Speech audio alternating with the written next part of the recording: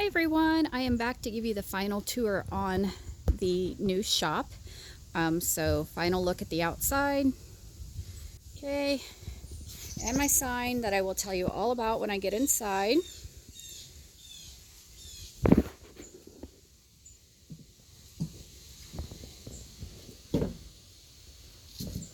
Take my shoes off because it is very muddy out here. Okay, there we go. I'm out of the wind now. Whew, it's warm in here. It's cozy in here. Okay, so this is my shop all finished. Let's see where to start. I'll start over here. So this is sort of my cutting binding station. I've got my binding machine, my Cuttlebug, and my Cricut plugged in and ready to go here on the counter. And then up here above, I keep all of my bookbinding stuff up there, my coils for my binding machine. I've got some tools up there still. Don't look at those. Yes, and a tube of caulking because I still have to do that yet. But anyway, there's my vinyl for my Cricut. I've got my Cricut mats hanging on a hook here inside the door, so they are easy to grab. Up there in that basket is my dies and embossing folders for the Cuttlebug. Then above, I have some things up there that I don't use very often. Odds and ends, old jewelry, some beads and charms, things like that, and some other random papers. Things I don't need real often, but they're still handy enough to grab because I have a step stool over here in my corner. See? Because I am only 5'2", so everything is above my head. That is my heating and cooling unit. It is very, very quiet. It's not currently running at the moment, but when it does run, it's very, very quiet. Let's see. Here, let me back up. Try not to make you guys sick.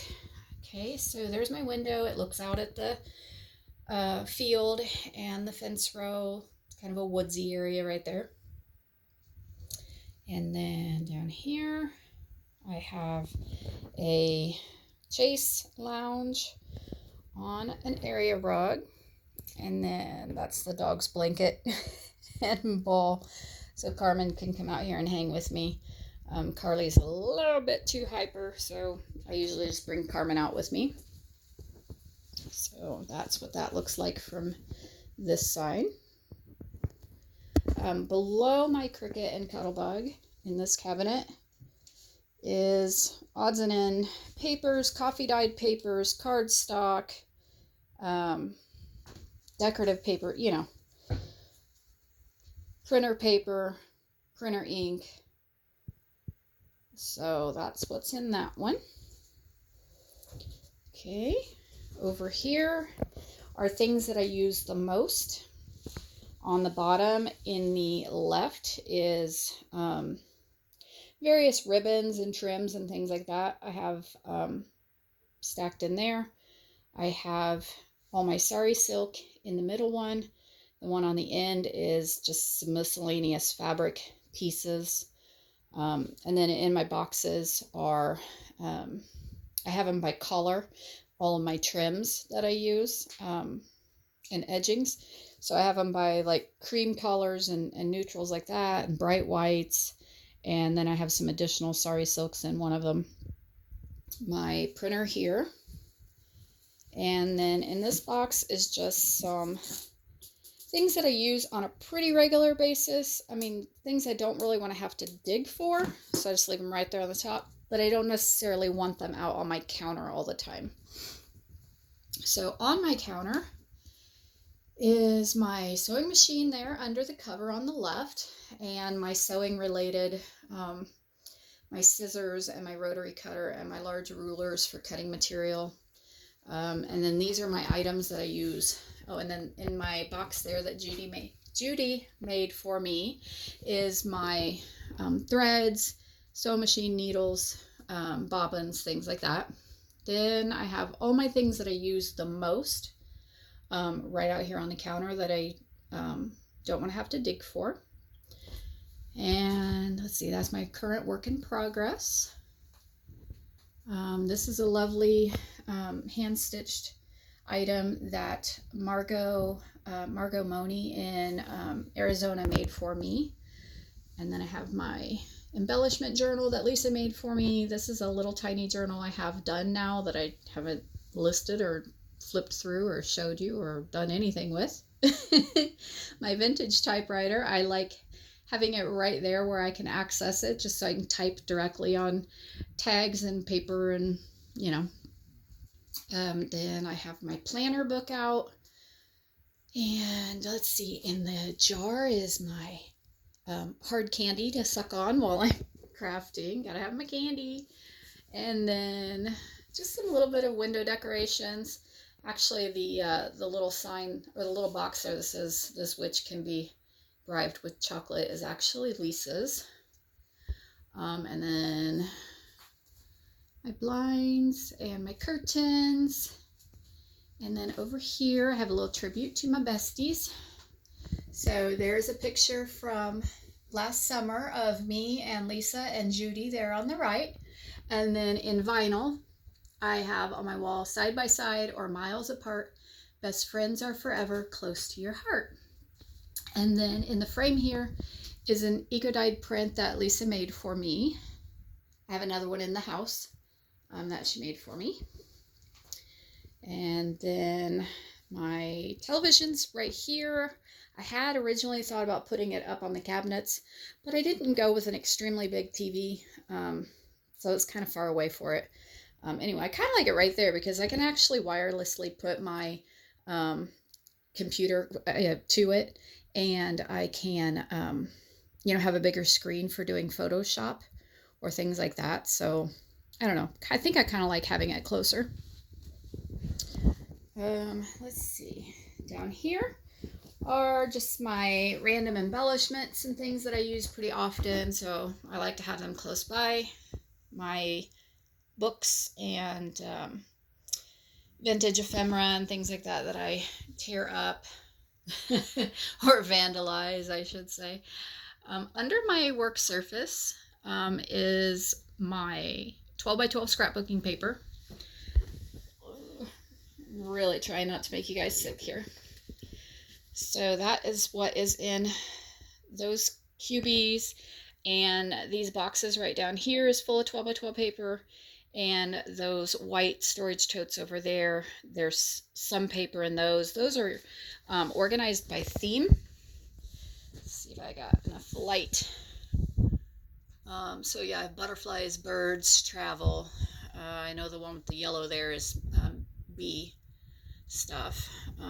So anyway, those are kind of done by theme. Let's see. Oh, and then all my odds and ends I don't use on a regular basis. So there's some rolled up paper for using when I'm going to paint. And my little travel storage bags. That's a travel bag down there. The messy basket on the top of the plastic things, that's like scrap paper stuff. Also, under my work counter, I have my basket full of materials that I use, fabric material that I use on a regular basis. Right over here is more embellishment stuff. Okay. Ooh, my knees are popping and creaking. Did you hear that? Oh, and actually, I forgot to mention, the one in that box right there is actually all my Tim Holtz ephemera separated. Okay, almost done. Let me spin back around here slowly.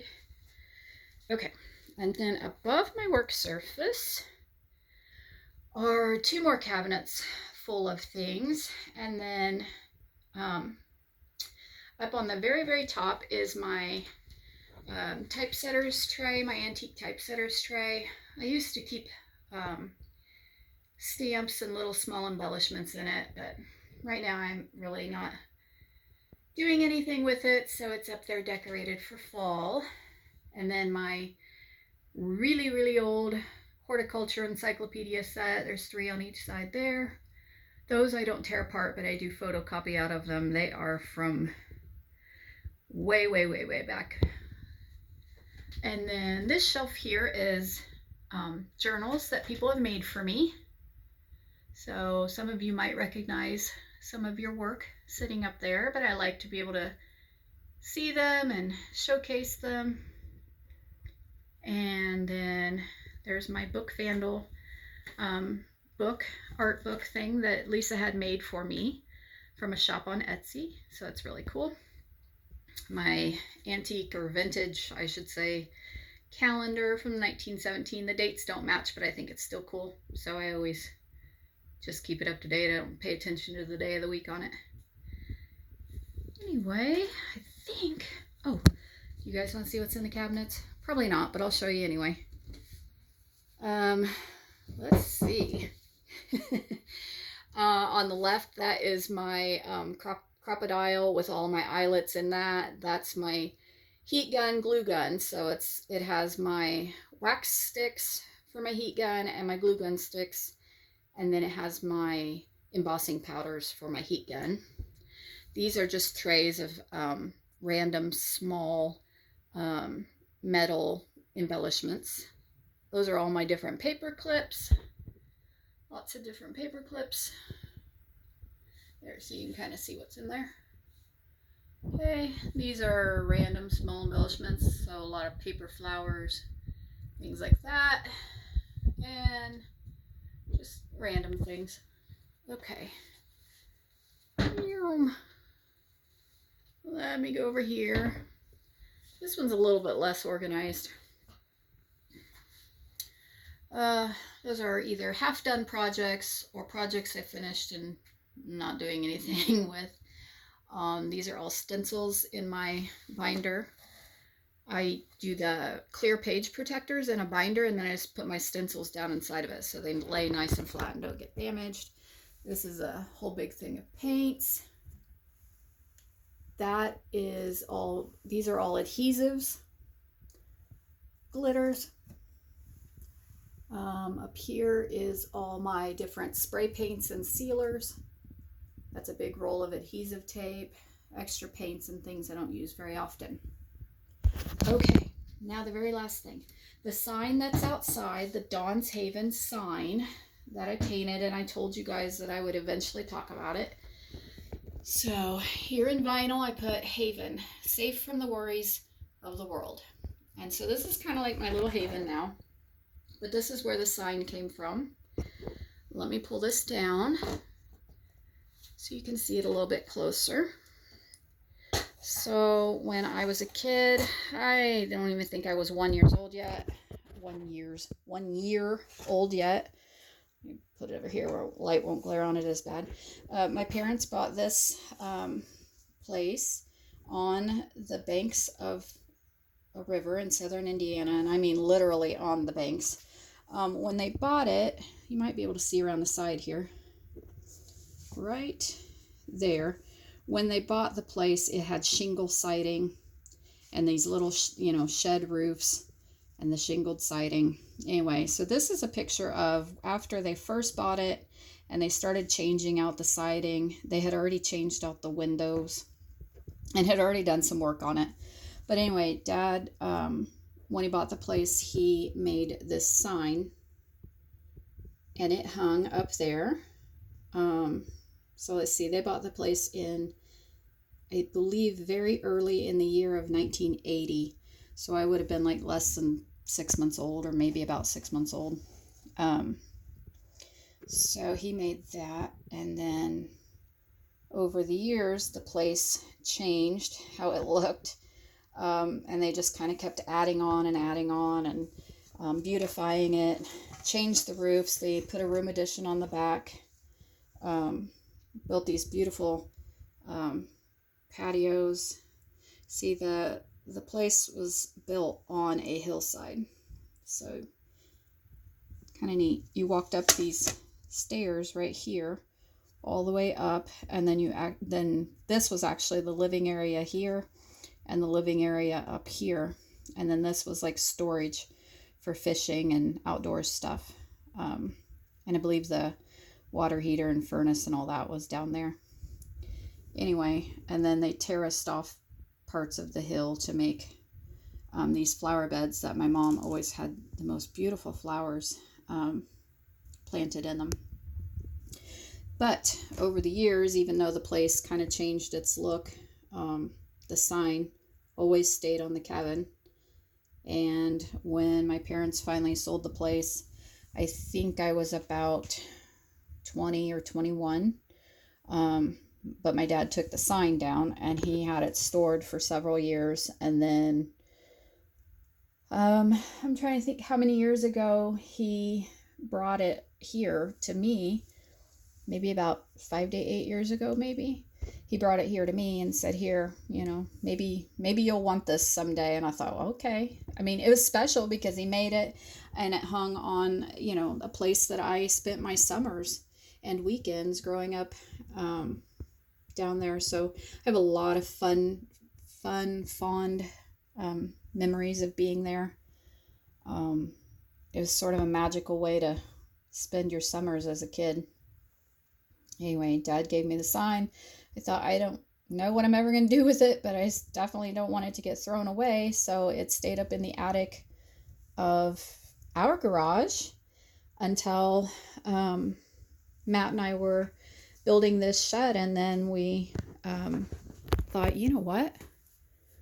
The sign would be perfect for putting out here because this is kind of my new little haven. So I'll let you look at the sign one more time, but I'm trying not to get choked up.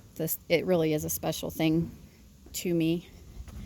So there's my sign. It's hung again. It's a different color, but it's the exact same sign. It needed a few repairs. Matt fixed a few of the little sun rays on it because they're dimensional. But there's the sign in its new spot, its new home. So it's really special to me because my dad made it, and yeah, it's over 40 years old now, this sign is. So anyway, didn't mean to get all choked up, but it is windy out here, so I will let you guys go. And I hope you enjoyed the tour of my little shop, and I will be back again really soon. Take care, everyone. Happy crafting. Bye.